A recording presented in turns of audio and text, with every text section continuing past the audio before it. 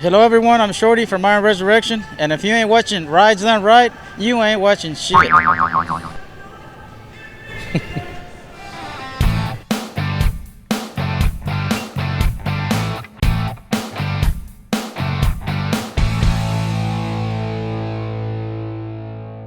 Hello friends, I'm Larry with Rides Done Right. We're at the 2019 Portland Roadster Show. I'm here with Greg Meyer. Greg, it's great to see you. Thanks. Thanks, and good to see you, and good to be Greg in 2019 at this show. Well, it's been an interesting year. I'm more than humbled, and so it's been a great year. We're going to get into a little bit more of the Greg story at the end of this, but kicking it off, I got to meet a guy named Lew Barnes, who is a Marine and was in Vietnam.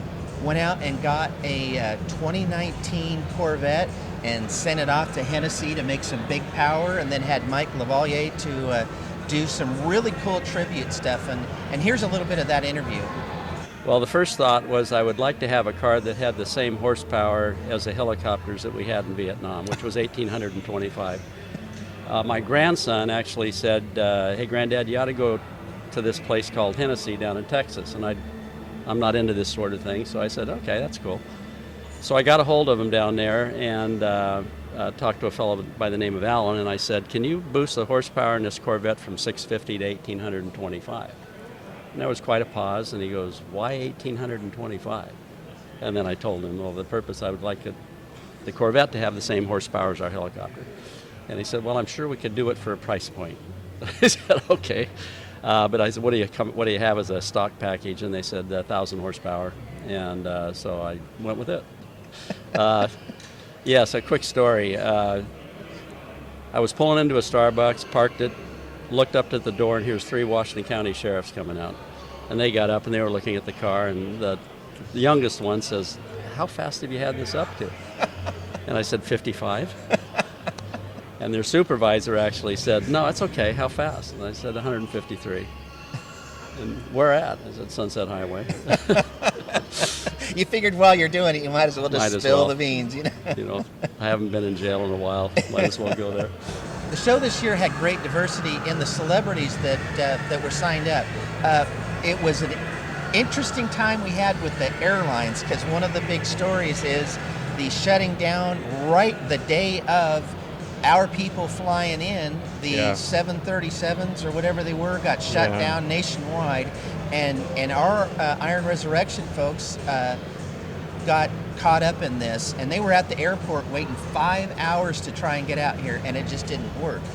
So, sometimes these things happen, and that's kind of what happened. Unfortunately, it's out of everybody's control. So, but we did get Shorty, and Shorty's not a consolation. Shorty's a lot of fun, and you got to see some of what happened when I hung out with Shorty at this. And this is your first time at Portland.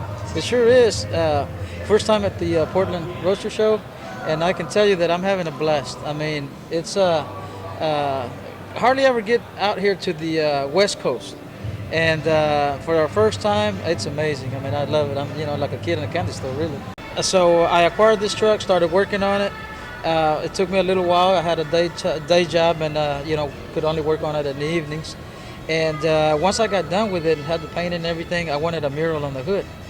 And one of my buddies used to work at a previous place where I did. He said, I know somebody that can do this mural for you. And I said, well, who's that? He said, well, his name is Joe Martin. He's my buddy. I said, okay, well, turn me on to him. And he gave me his number. I called Joe up, told him what I wanted. He didn't necessarily want to do it because of what I wanted. What I wanted was kind of stupid,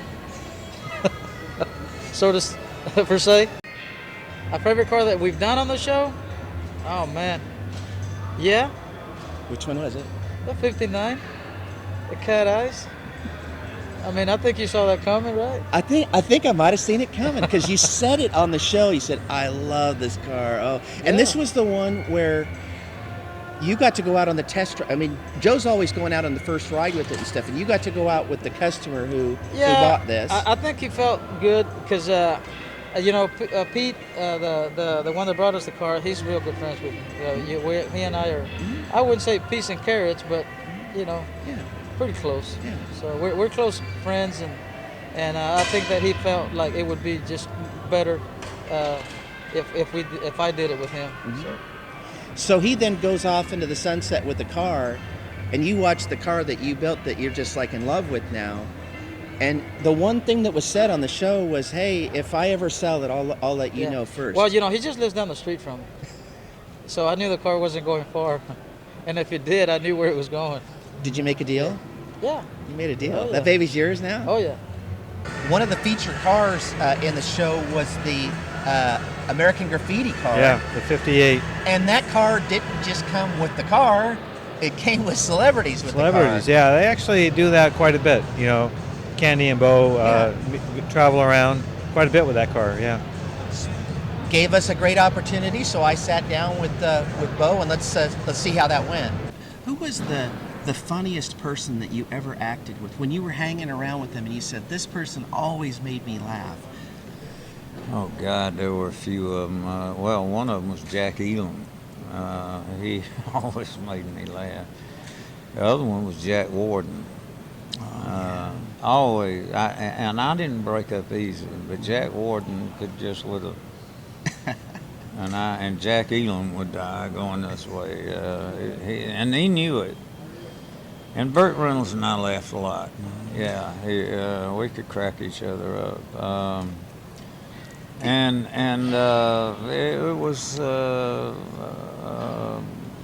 It was great to work with actors that had a sense of humor. Burt looked like he liked to laugh too. He did. It was just something we all watched. He did. White Lightning started. I flew to Arkansas right after I finished Graffiti and started on Monday. And of course, I'd been filming at night, and so the lights had hit me, and Burt would say, "Bo, huh? Yeah, right." He had a great sense of humor, and I think, and of course, Jimmy Garner did too. It was fun. I did, 3 Rockfords. I did 3 Murder, She Wrote, and she was just great. And also with the American Graffiti car was Kandi Clark, who kind of all of us in our era kind of had a crush on. She had, I told her that too, and I was also asking. It was a fun interview, but I asked her. Part of that was I wanted to kind of understand how many famous people she's worked with, and her reaction. My question and her reaction was pretty funny. So look at this. I thought it was the best part. It was. We shot it at night. It took 28 nights, and with the music and the editing and the filming and paying the actors, the whole total of the film was $850,000, and that was George Lucas's big break. If that film had not been successful, he wouldn't be the billionaire that he is today. So what's been your favorite work? I mean, which one kind of stands out as one of your favorites? And is it a director? You did Ron Howard, right? So anybody else? I did Ron Howard. What does that mean? You worked with. Okay, you guys that are following know that I'm a Camaro guy. I found a really cool 69. It's a 69 Camaro, which is my favorite year, RS Z28.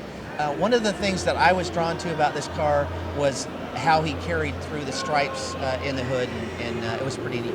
Take a look at this. I also really love the finish work. I love how you executed the paint in the engine compartment and through all the way through the car. Just love the stripes the way you did that. It turned out very well. So did you see that somewhere? Is this something that you just had in your mind? Or? No, and I can't even take credit for that. It was actually done a professional artist did renderings of the car, and all those kind of designs were just implemented in slowly as it got built. So something new to the show this year was the Cavalcade of Customs. Yeah. Dead center, right in the middle, featured a lot of old school winners. So these are cars that have great history behind them, stories, famous people. Yeah. That all down and open without any ropes where people can walk right up to. There's like 26 cars that are just, there's no, what Jerry says, there's no bearing, so they're not lined up perfectly and stuff, but there's no ropes around them, right? And people are coming right up to them, be able to see them. And these are, like you're saying, these are some top cars in well-known history-wise. Well, they got the group got together to form this cavalcade, and it was John D'Agostino. Jerry Logan had, I think, 6 of his cars in this. Yeah. West Coast Kustoms got involved, and it was just a group of people bringing these really cool cars to us. It was John and others just calling around to all their buddies who have customs and say, hey, come on down. It's a really nice collection. Well, you got a chance to talk to him, and how did that go? I mean, I bet that was fun with the 2 of them together. Jerry and John are always fun, right? And you get them together, and I put Jerry next to me, and this is the first time that I interviewed John where he didn't grab the mic, because he would have had to reach over through Jerry to get to it. So it was logistically, it was a good position. It was great to watch and to see them together. Actually, I like the interaction of the 2 of them together. Don't be surprised if we do that again in the future. Yeah, they're doing a lot of things, not just shows. They're in business together, so there's a lot to come from them, right? So here's some of that interview. Well, it started with Johnny here. Johnny got with Dwayne Cassidy, who puts on the show here for the console. And he said, hey, how about doing a custom arena area? And Dwayne said, okay. So take it from there, John. Well, Jerry was involved in this. He overheard what we were talking about last year, and he wanted to get involved, which he did. But really, West Coast Kustoms wanted to do something in a smaller scale, 6 to 8 cars total. So when Penny Pichette, the queen of customs, came to me and says, hey, we're going to have a West Coast Customs going to put on a custom event here, and says, how many cars do you want? She says, well, we're going to get 68. I said, no, we're not. We're going to get 20, 30, or 40. She goes, it won't happen. I says, it will happen. So I got together with Jerry, got together with Dwayne. Dwayne says, Johnny, just get the customs. We'll call it, what do you want to call it? I said, I want to call it the Cavalcade of Customs with the K on both ends, okay? And he says, you get the cars, I'll find a space to put you. And what happened here is something that, to me, it's like a dream. It's like walking into custom heaven. Red carpet. It is. You're at the Oscars. You're looking at all these beautiful Easter egg colored cars. Yeah. Thanks to Jerry, he brought 6 custom cars here. 6.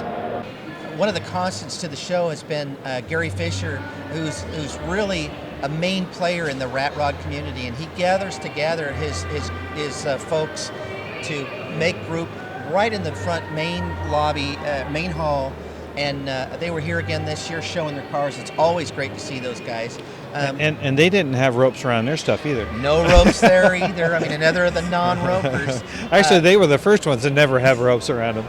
Now, the other group that did have ropes around them was Lowriders. And this is the first year that I remember since we've been doing it that we saw this many. I think there was 4 or 5 Lowriders this year. Yeah, so the show organizers before the show were telling me this is the largest group of lowriders they've ever had at this show. And good ones, and you got a chance to sit with somebody who had a Butte. Yeah, so Gary Anderson has a red Impala. It's a convertible. They call it Bloody Rag, and it has so much etched metal on it. It's fabulous, and Gary's a nice guy, so listen to this. Other than crying, I went to Classic Industries and I bought all the sheet metal panels and started realizing it was maybe a little above me to get it fixed.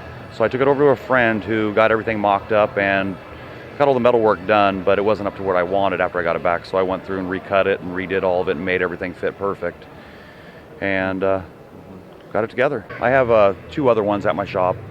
This is the furthest I've came with any build, was building this one. It's just, I've always wanted a 63 convertible, and getting one was a little later in life than I wanted. Well, we're at the Portland Roadster Show, and it seemed kind of like a good idea to talk with some guys with some Roadsters. And I sat down with Bill Maxwell, and we covered his. Take a look. The car is a 1934 Ford Roadster. Body by American Speed in Detroit. Couldn't find an original body, so I went with an aftermarket, but built it to an original look. Kind of came up with the idea in my head and did a few drawings and decided that I wanted a traditional style Roadster. So that's what I went after. with a traditional old school running gear, using basically building the entire platform around a 1949 8BA flathead Ford. Basically, I've spent the last 6 years building this car. The frame itself, I had built over at Schroeders Speed and Custom in Troutdale. I've known Daryl for a long time, and when it comes to frames, he's probably one of the best around. So Daryl gave me the basic frame, so I knew I was starting on a square platform. So another roadster at the Schroeders booth, builder Daryl Schroeder, he has a 34 Ford Roadster, and this has a very interesting family story behind it. And the wife of the guy who built the car got to see it for the very first time here at the show after he had passed away. So this is the very first time, very emotional kind of reunion of the wife with her husband's car. So watch this. The day before he died, my mom and him had a great day together. He was feeling really good. They went out, and the body had just been painted, and he just was really happy. Mom could discuss that better. Yeah.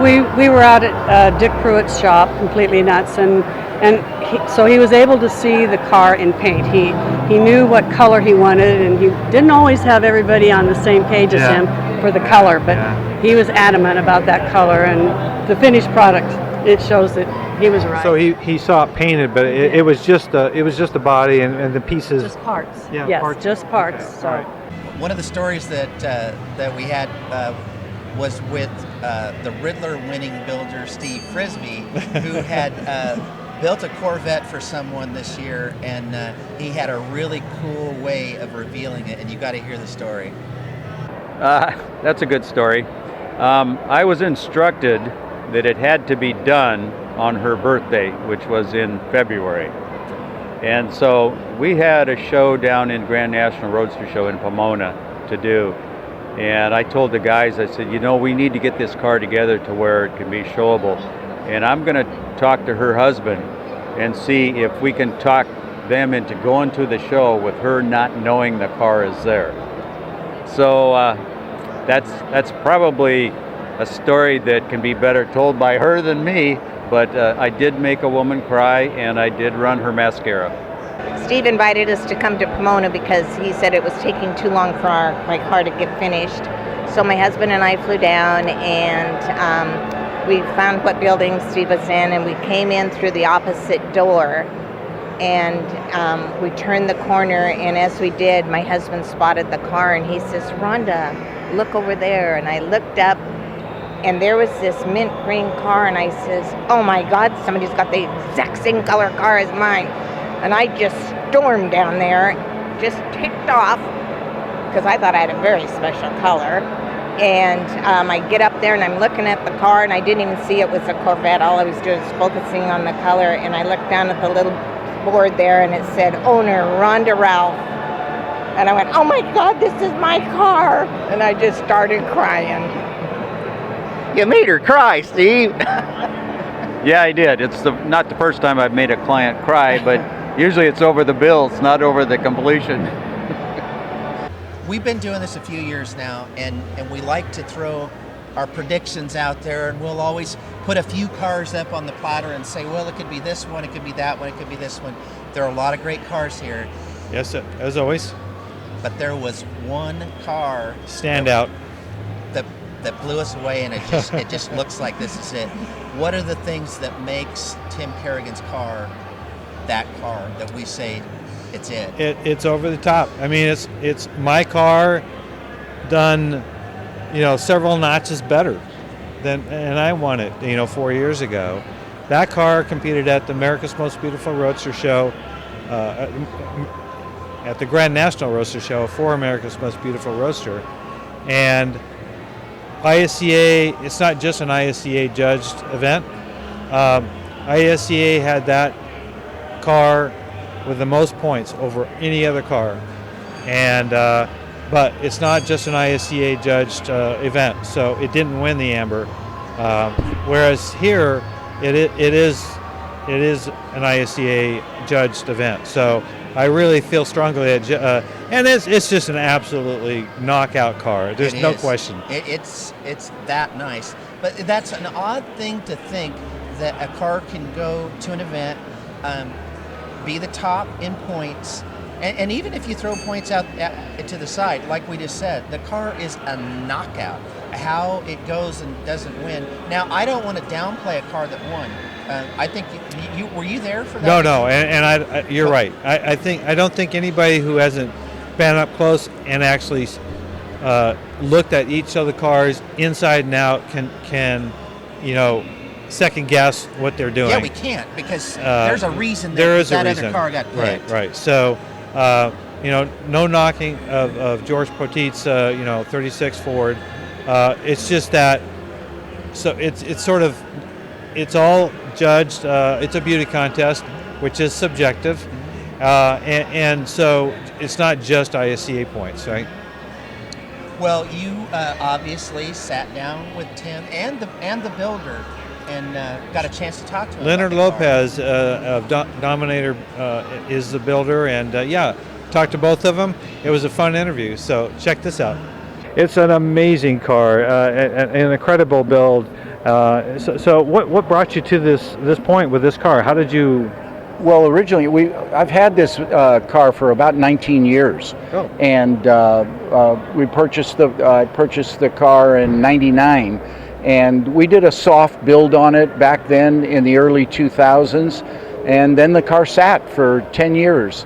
And I don't know how he did it, but Leonard talked me into redoing it. And so for the last 3.5 years or so, this is what we've been doing, and this is what it looks like. So wow, so just 3.5 years. That's an amazing amount. That's a huge amount of work. So all that body work and all the stuff that you've done to that was because it wasn't this way. No. We changed everything. Okay. I mean, basically, headlights, taillights. Was it more of a stock size and stuff? It was similar, but not anywhere near to the level that we wanted to take the car. Okay. It was a driver. I drove it. I showed it a little bit, but like I say, then we stored it for about 10 years and go, rather than buy another car, let's redo this one. Yeah. And that's what we did. Doing work for Tim, we really have to make sure that it's a workable piece from beginning to the end. It's not something that we can just shine up and it looks good. So it's got to be the performance-wise, the suspension's got to be correct, the motor's got to run right, make a lot of horsepower, it's got to handle good, it's got to ride good, and it's got to be comfortable to drive. Yes, pretty much, with something like this at this level, you have to make as many pieces as you possibly can. So, I mean, that's all the suspension pieces, and if you notice all push-rod suspensions, that's a little unique. And a lot of guys will think, well, what's the difference about that? It just makes the ride so much better with that, because we can get so much travel on the shocks. And the same thing did at the front and the back. And then it's a double control and rear independent suspension. Not normally to have, but performance-wise, you can't beat them. Yeah. The doors are longer, the quarter panels are longer, the hood is longer, so it just doesn't jump out at you. And when people come to us and they say they don't realize it's longer, that means we did our job right. Yeah. No, it just looks, stretched like it. Elegant, and that's right. Well, that's the first thing that comes to mind when you see this car is how elegant it looks. My whole idea from the beginning was to keep it as a 33. Yeah. I wanted it to look like a 33 Ford. We changed every panel on the car, but we kept that visual effect of an original 33. So I'm really happy the way that came out. I mean, it's beautiful. From time to time, we have talked about the Hall of Fame on our recap shows for various reasons, and this year we kind of have a different reason for doing it. We'll talk about in a minute, but Mike Eitel has been a long-standing high member of the Multnomah Hot Rod Council. Okay, and what I like about doing these kind of segments is we give insights into kind of, other than the cars and the car owners, how the shows are run and how, everything from judging and putting on shows and stuff. So this is another behind the scenes insight as to, another aspect of this show, which is the Hall of Fame. So check this out. Well, the Hall of Fame was started in 1968 by Bill Peterson, a former promoter of the Roadster show. And the purpose of the Hall of Fame is to recognize cars in particular that have won outstanding amount of awards, and time to basically retire them so they aren't competing at the Portland Roadster Show with upcoming cars, because they would always win. And so it's an honor to go into the Hall of Fame. And the criteria has been to showing a lot, won a lot of awards, but there's also another part to it. It's also people that have shown cars, maybe not won all the big awards, but maybe over a long period of time, and have become a tradition, almost family or part of the Roadster Show.